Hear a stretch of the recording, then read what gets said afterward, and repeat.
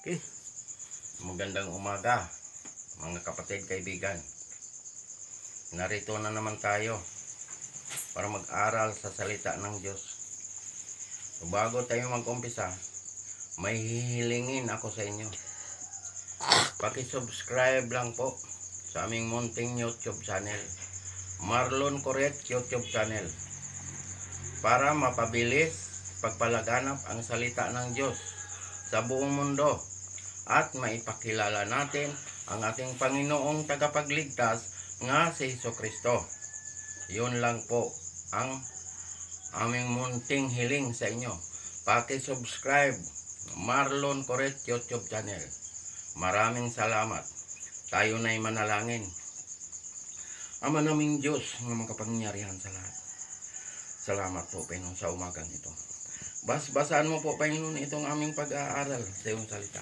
Nga ang lahat ng mga makakarinig nitong mensahe nito, na sila'y makakilala sa iyo at sila'y maniwala sa iyo at ikaw ay tanggapin bilang Panginoon at tagapagligtas. Ito ang aming hiling at samot dalangin sa pangalan ng aming Panginoong Jesucristo, na aming Panginoong tagapagligtas. Amen. Dito tayo mag-aral, mga kapatid, kaibigan. Ito pag-aralan natin itong Marcos Kapitulo 13, versikulo 24 hanggang 27. Ito ang ating pag-aaralan ngayon, umaga nito. Ito ang sinasabi rito sa versikulo 24. Pagkatapos ng mga kapighatiang iyon, magdidilim ang araw, hindi magliliwanag ang buwan. Yan ang sinasabi rito sa 24. Pagkatapos ng mga kapighatian, biglang magdidilim ang araw, buwan hindi na magliliwanag. Yan ang sinasabi rito, mga kapatid, kaibigan, sa versikulo 24. Kailangan ihanda natin ang ating sarili para pagdating ng Panginoon, handa na tayo. Pag dumating ito, itong panahong ito, biglang magdidilim ang araw, di na talaga magliliwanag yan. Ayan na ang wakas. Wakas na yan, mga kapatid, kaibigan. Hindi na sisikat ang araw. Buwan, hindi na magliliwanag. Ayan. Kailangan ihanda natin ang ating sarili. Ngayong buhay pa tayo. Baka biglang dumating ating Panginoon, hindi tayo handa, wala nang pag-asa. 25. Ito sinasabi rito sa 25. Malalaglag mula sa langit ang mga bituin at mayayanig ang mga kapangyarihan sa kalawakan. Ayan. Yan ang sinasabi dito sa versikulo 25. Malalaglag ang mga bituin at mayayanig ang kapangyarihan sa kalawakan. Yan ang sinasabi rito. Napakadelikado itong panahon na ito pag hindi ang tao hindi handa. Dahil pag hindi ka handa, hindi ka naniniwala sa salita ng Diyos, wala ka na talagang pag-asa. Dahil dumating na ang wakas. Ito, mga kapatid, kaibigan, pinaalalahanan tayo ng Diyos para tayo ay maghanda sa ating sarili. Ihanda natin ating sarili.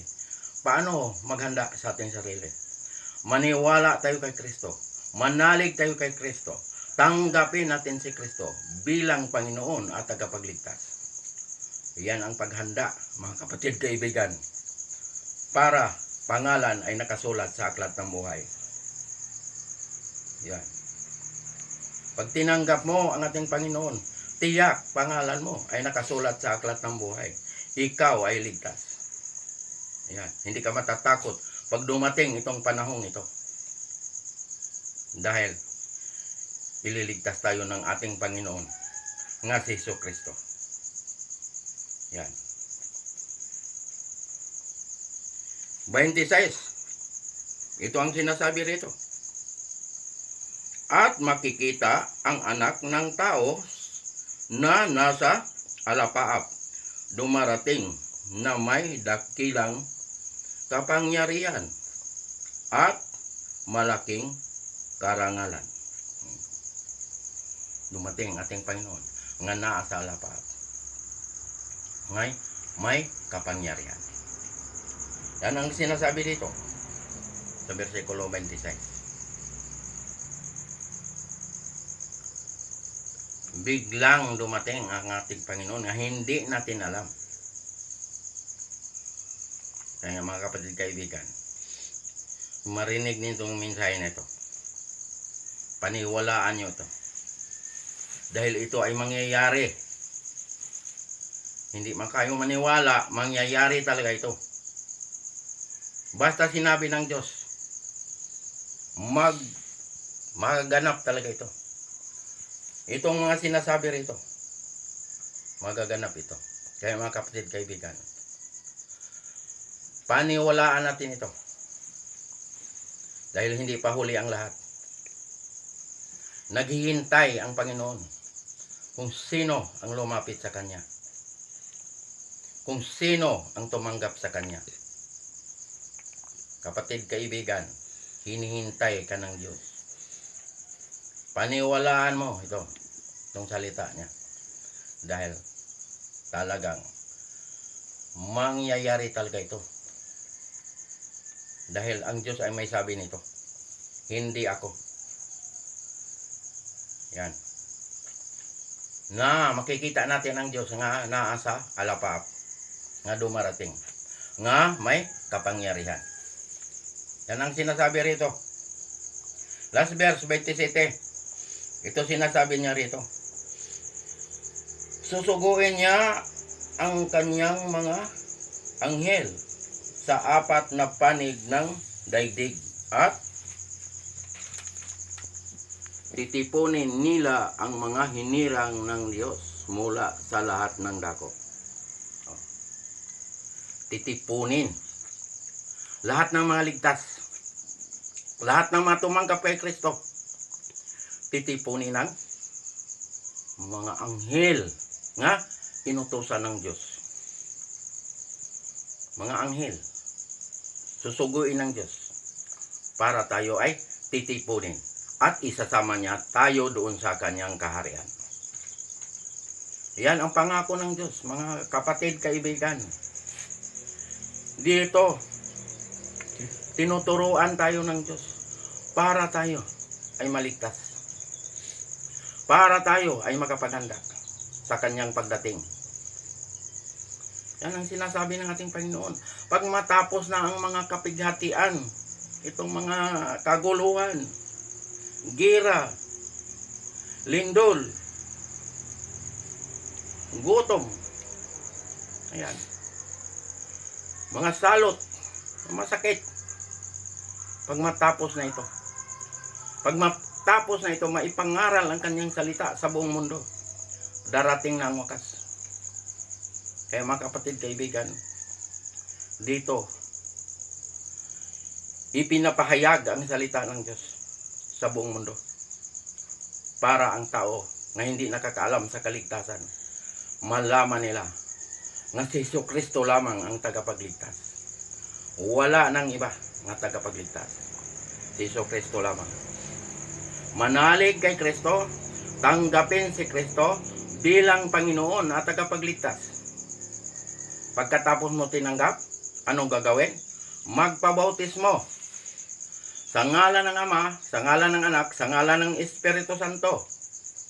Dahil ang bautismo, simbolo sa pagkamatay. Paglubog, namatay ka kasama ni Kristo.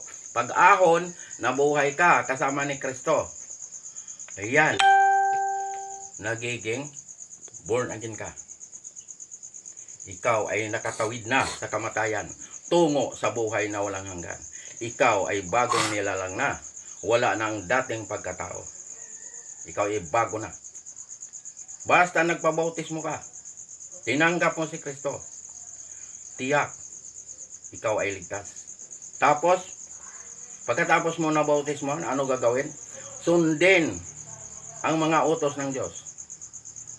Kaya ang sabi ng Diyos, sa unang Juan, Kapitulo 2, versikulo 3 hanggang 4, nakakatiyak tayong nakikilala natin ang Diyos kung sinusunod natin ang kanyang mga utos.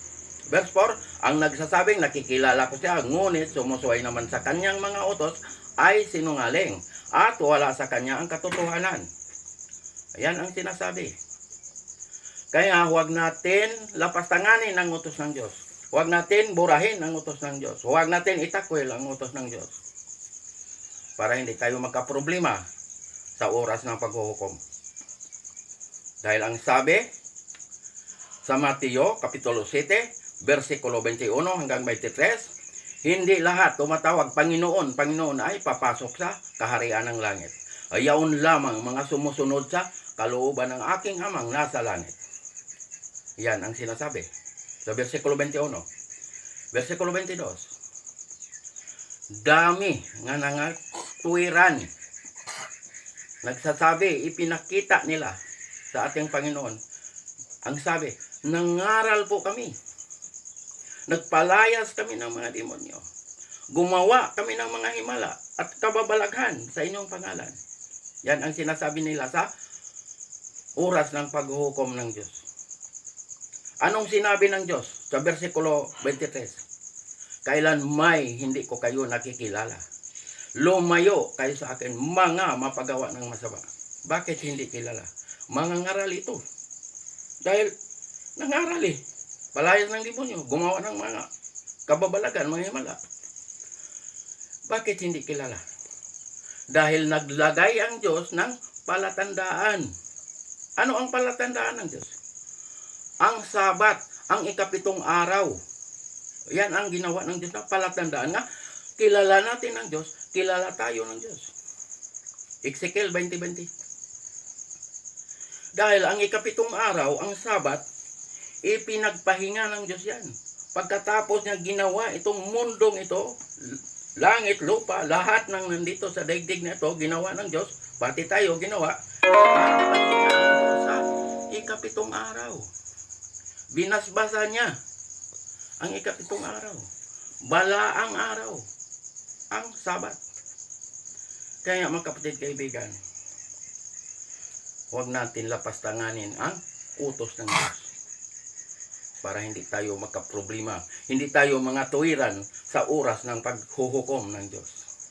Tinuturuan tayo. Kaligtasan, tinuturuan tayo. Si Jesucristo lamang ang tagapagligtas. Wala nang iba. Bautismo, tinuturuan tayo. Utos ng Diyos, tinuturuan tayo. Kaya nga sa bagong langit, bagong lupa, ang sambaron ay Sabat.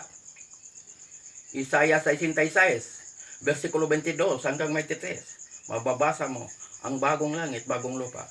Mababasa mo rin ang araw ng pamamahinga. Pag nakabasa ka ng araw ng pamamahinga, Sabat yan, hindi yan linggo. Ayan, lahat ng bansa pupunta ron para sumamba sa Diyos. Mukhaan, harapan. Makikita natin ang Diyos nating sinasamba. Kaya mga kapatid, kaibigan, dito pa lang sa lupa, tinuturuan na tayo ng Diyos.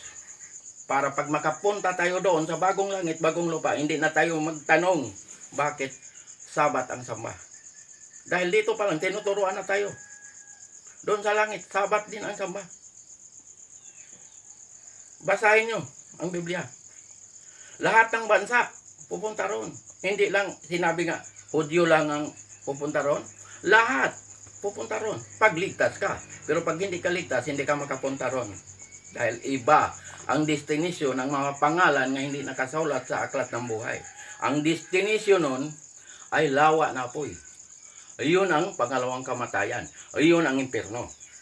Yan ang destination sa mga pangalang hindi nakasulat sa aklat ng buhay. Yung mga hindi tumanggap kay Kristo. Hindi naniniwala sa salita ng Diyos. Ayan.